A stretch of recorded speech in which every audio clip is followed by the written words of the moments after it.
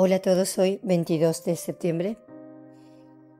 En esta ocasión me gustaría hablaros de algo que está presente en la vida de cualquier persona, aunque muchas veces no lo veamos. Quiero hablaros del autoengaño, porque el autoengaño no es un mecanismo menor.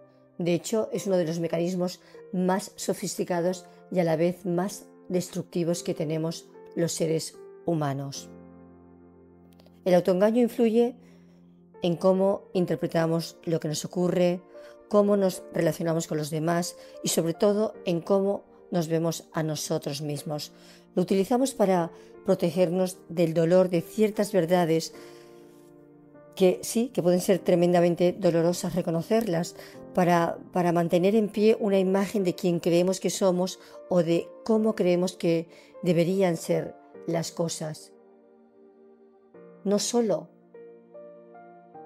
mentimos a los demás, nos mentimos a nosotros mismos.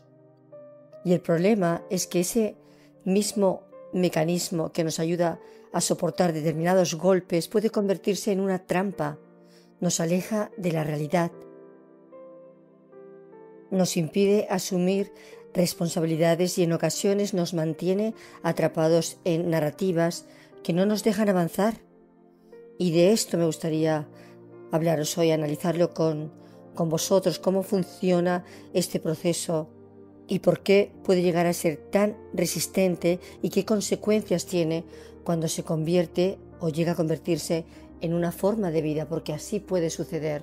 Y ojo, todos lo hemos hecho, todos hemos cambiado un poco la historia para poder soportarla, porque aceptar la verdad muchas veces duele. ¿Quién no ha distorsionado la realidad para poder soportarla alguna vez en su vida? Nos contamos historias, las maquillamos, las repetimos hasta que parecen verdad, porque reconocer ciertos errores, ciertos fracasos, no me gusta la palabra fracaso, pero voy a utilizarla en esta ocasión, o ciertas emociones sería demasiado doloroso. Y todo empieza con un golpe a nuestra imagen personal. De repente la idea que teníamos de nosotros mismos como buenos padres, buenos hijos, buenos profesionales, buenos compañeros, buenas personas, valiosas, queridas, se tambalea. Ahí aparece la amenaza emocional. Y aceptar la verdad tal cual duele. Y empieza ahí, porque nuestra identidad, la idea que tenemos de quiénes somos, no es neutra, está cargada de valoraciones, de expectativas y deseos de coherencia. Desde la propia psicología cognitiva sabemos que las personas tenemos una necesidad profunda de vernos a nosotros mismos de forma positiva, de forma coherente, de forma valiosa. Y cuando ocurre algo que contradice esa autoimagen, un error, una crítica, una ruptura, un fracaso, no importa, se produce esa disonancia cognitiva, ¿no? Ese choque entre la realidad externa y la narrativa interna que tenemos sobre nosotros mismos. Y ese choque no es solo intelectual, es emocionalmente amenazante. ¿Por qué? Porque nos enfrenta al dolor de no ser tan queridos o valiosos o competentes como creíamos, porque nos obliga a reconocer vulnerabilidades que quizá llevábamos años evitando, y también porque desafía la sensación de control y consistencia que necesitamos para vivir con cierta estabilidad psicológica.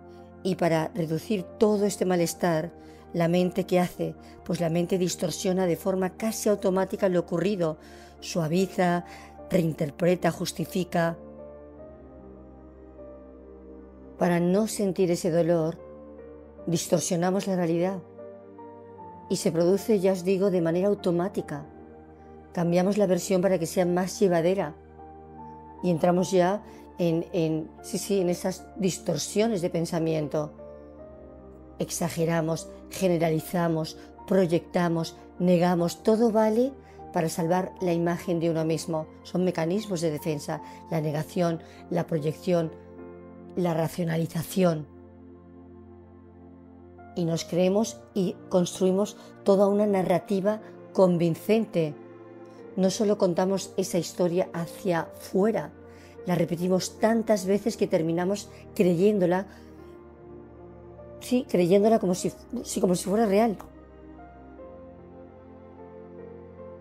Cuanto más la contamos, más real parece, y cuanto más real parece, más nos aferramos a ella, hasta el punto de necesitar que los demás también la acepten, porque si alguien nos confronta con la verdad, toda la estructura puede derrumbarse. Es que para mí es muy interesante y también preocupante, tengo que decirlo, porque es lo que impide que avancemos. El autoengaño no es solo una estrategia puntual para esquivar un mal momento, a veces puede convertirse en una forma de vida, en una construcción entera que protegemos para no mirar de frente lo que duele. Y hay autoengaño emocional. Negamos o suavizamos emociones dolorosas. Hay autoengaño cognitivo. Cambiamos la interpretación de los hechos para no asumir responsabilidad.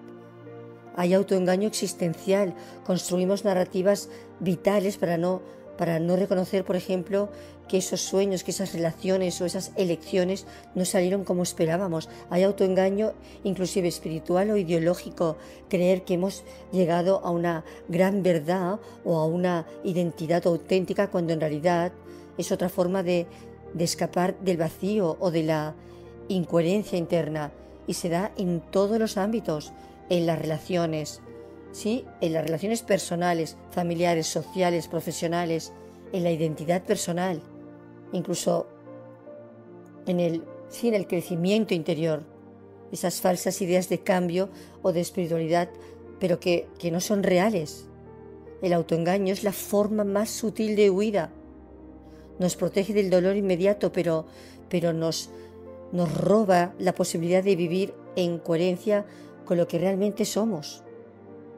Y por supuesto que duele admitir que hemos causado daño, duele admitir que nos han causado daño, duele reconocer que quizás hayamos fallado, duele reconocer esos errores personales, duele la falta de control, aceptar que no todo depende de ti, una enfermedad, una pérdida, una traición, duele admitir también que quizás no hemos hecho todo lo que estaba en nuestras manos para desarrollarnos, para mejorar, para crecer.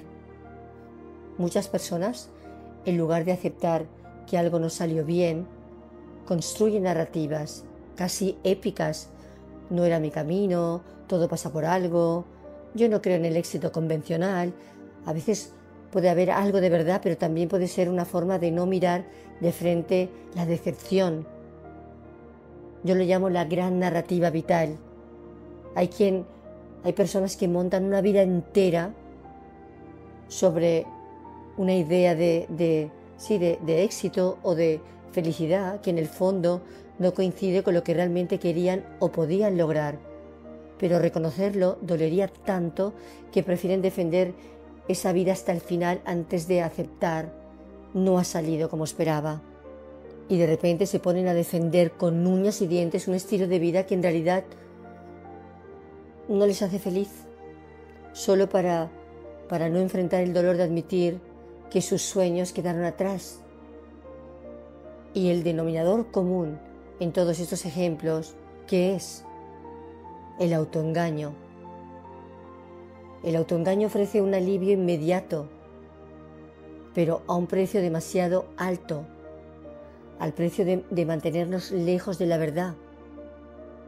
Y por lo tanto, si te alejas de la verdad, también te alejas de cualquier posibilidad de reparación o de cambio real. Y lo digo, creo que como psicólogo lo que más me ha sorprendido es que hay personas que verdaderamente se montan una película entera.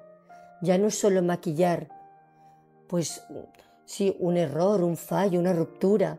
No, es inventarse un relato vital completamente distinto a lo que realmente ocurrió. A lo que realmente ocurrió y sigue ocurriendo. una versión tan repetida, tan defendida, que termina pareciendo verdad, incluso para la propia persona que la creó. Y ahí está lo más doloroso, porque no hablamos de pequeños ajustes para sobrevivir a un mal momento, sino de años y años de mentira sostenida.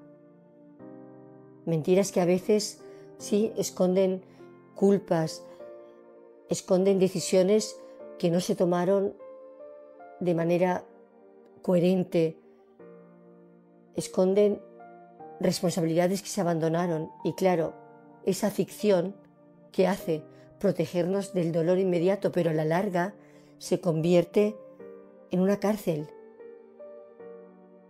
Y esa película, la película que nos montamos, creo que lo hablé ya en un podcast anterior de hace unos meses, no se cuenta solo hacia afuera, se llega a creer de verdad. La persona se convence de que esa es su historia, aunque en el fondo haya partes que nunca se atrevió a mirar de frente. Y claro, mientras más la repite, más real se vuelve para ella. Ha llegado a crear una versión de la historia que no coincide con la realidad, pero que le permite justificar lo que hizo o lo que dejó de hacer. Y lo más grave aún es que necesita que todos a su alrededor confirmen su versión, que nadie la cuestione, porque si alguien se atreve a confrontarla con la verdad, la estructura entera se tambalea.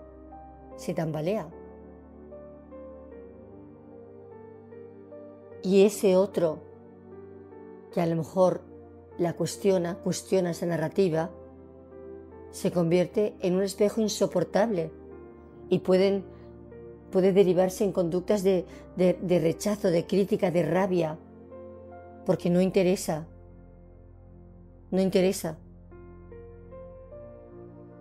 Y algo que he observado y es realmente curioso, cuando esa ficción interna se mantiene durante años, como digo, la persona acaba autoconvenciéndose hasta el punto incluso de cambiar por completo de vida, de ideología, de grupo, de entorno, incluso de valores.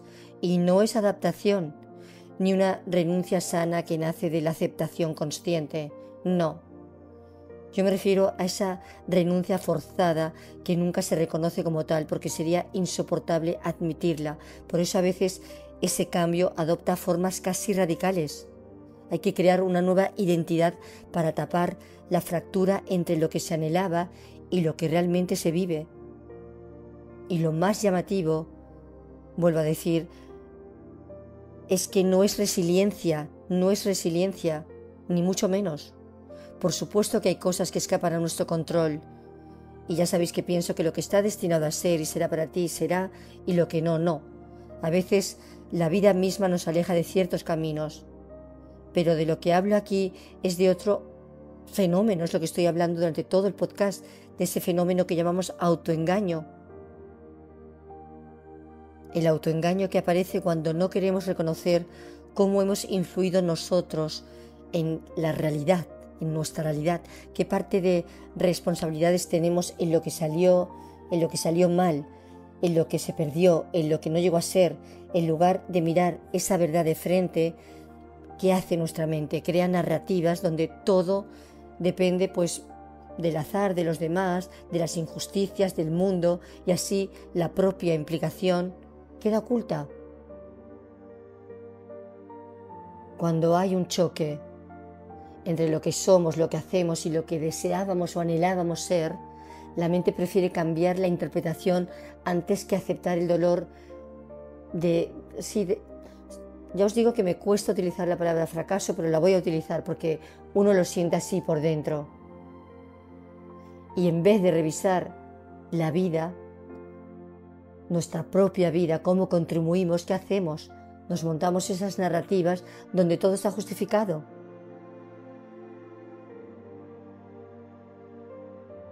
Y es tremendo verdaderamente, porque cuanto más se alimenta esa narrativa, más lejos queda la posibilidad de mirar hacia adentro y empezar a sanar. Y ahí es donde el autoengaño deja de ser un mecanismo de defensa puntual para convertirse en una forma de vida, porque el otro se convierte en un espejo incómodo. Cuando vives en una narrativa que oculta pues tus frustraciones, nuestras renuncias, nuestros fracasos. Encontrarse con alguien, por ejemplo, también que haya logrado lo que deseaba o que vive en coherencia con sus valores, nos parece también insoportable, y pueden hacer esas proyecciones, esas negaciones, esas racionalizaciones. ¿Por qué? Porque el otro nos recuerda lo que no se consiguió.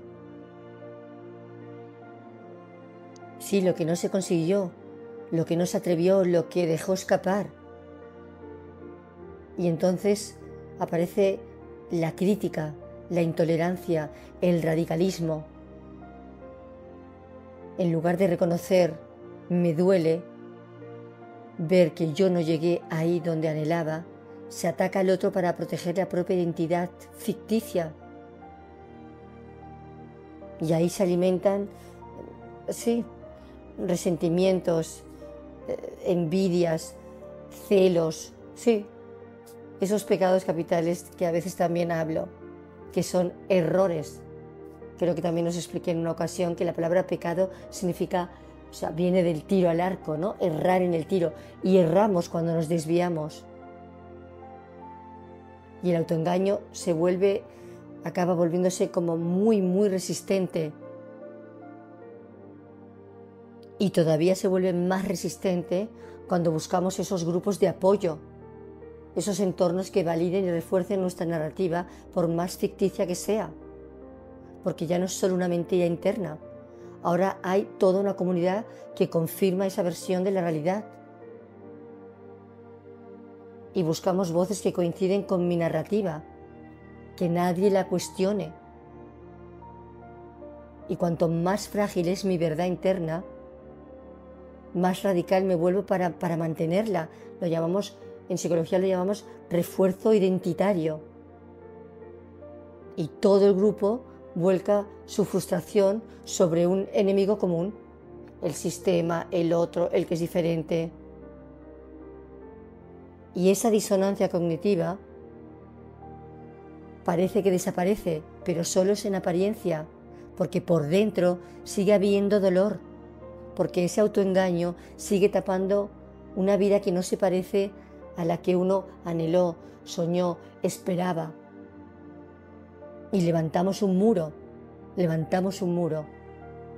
y lo vemos en lo cotidiano, amistades que se van apagando, que se rompen porque una de las partes no se atreve a expresar lo que realmente siente, parejas que se distancian porque resulta demasiado difícil reconocer lo que duele, lo que incomoda, familias que se quiebran también porque nadie encuentra la fuerza para admitir un error, una equivocación.